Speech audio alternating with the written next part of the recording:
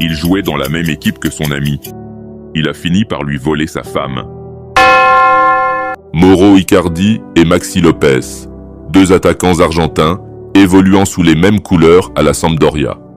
Sur le terrain, une entente cordiale, le respect entre deux professionnels. En dehors, une amitié qui semblait solide, des compatriotes partageant les mêmes racines, les mêmes affinités. Lopez, plus ancien, apparaissait comme une figure pour le jeune Icardi, un aîné dans le vestiaire. Rien ne laissait présager la tornade qui allait s'abattre. Et puis, l'impensable s'est produit. Les rumeurs ont commencé à enfler, les tabloïds se sont emparés de l'histoire. Wanda Nara, la femme de Maxi Lopez, est tombée sous le charme d'Icardi.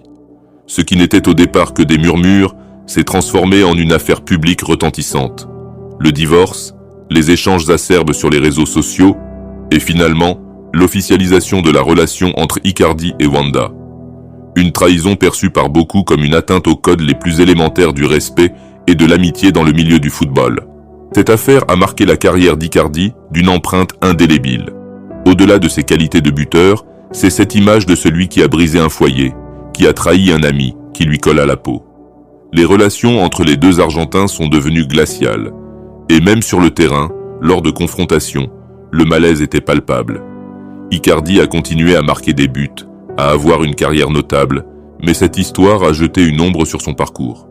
Il jouait dans la même équipe que son ami, il a fini par lui voler bien plus qu'une place de titulaire. C'est une piqûre de rappel que la vie des footballeurs, souvent sous les projecteurs, est aussi faite d'histoires humaines complexes, parfois sombres et controversées. Et celle-ci restera comme un exemple de la façon dont les relations personnelles peuvent impacter une carrière sportive.